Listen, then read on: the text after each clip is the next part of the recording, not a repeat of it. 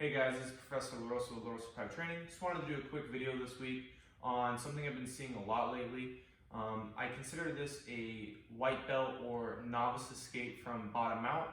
It came into popularity not too long ago because there's been some leg lock entries off of it, but it's a few far in between.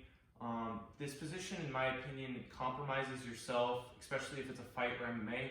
Bad habit to get into, reason being is you're relying on your bottom hips to do the escape, and your hands aren't really doing anything and you have no control of the top person, which I will show. It's incredibly easy to counter. That's what this video is going to be based upon, is how to counter that escape. I've been seeing it a lot more in jiu-jitsu competitions, MMA fights, and rolling at other gyms. I see even brown and black belts doing this. In my opinion, it's someone who doesn't know how to escape mount. This should be a last resort escape, and even with that, I wouldn't even do it. I want to keep the escape super fundamental, but I will throw in there is 2 leg locks. I'm not going to go over on how to do those. I'll just briefly show it. So his goal is he's either going to come out the back door, which is going to tip me forward, or he's going to tip me back and start sitting up to get me off of mount position. You'll see why this can be easily countered. It's very simple. Here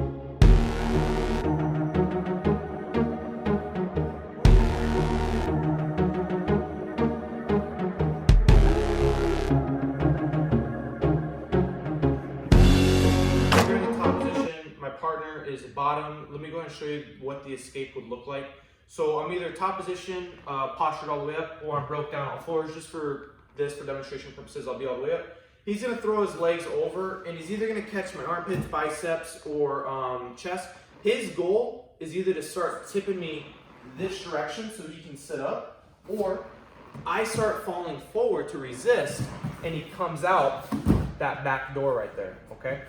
So I'm sure many of you guys have seen this escape. Incredibly easy to counter. It's kind of like Chinese finger cuffs. The more you resist, the harder it's going to get. Your goal is to be very loosey-goosey.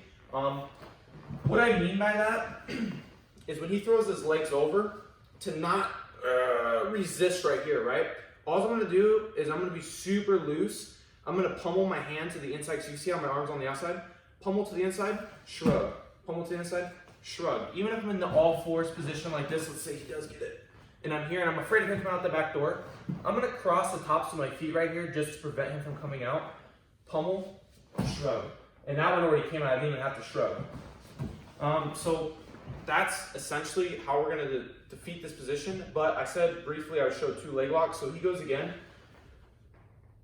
We have a toe hold right here, or we have one right here. The other thing too, let's say I'm here and this is a fight, MMA, self-defense, whatever, and I'm striking and this guy throws his feet over. One thing you can also do is just start pinning this low stomach, trapping here. Once the legs break that parallel position, they're going to be really weak. I could actually hold it and just striking from this position. He's going to eventually open up when he does. That's when I'm going to clear and I can continue to strike.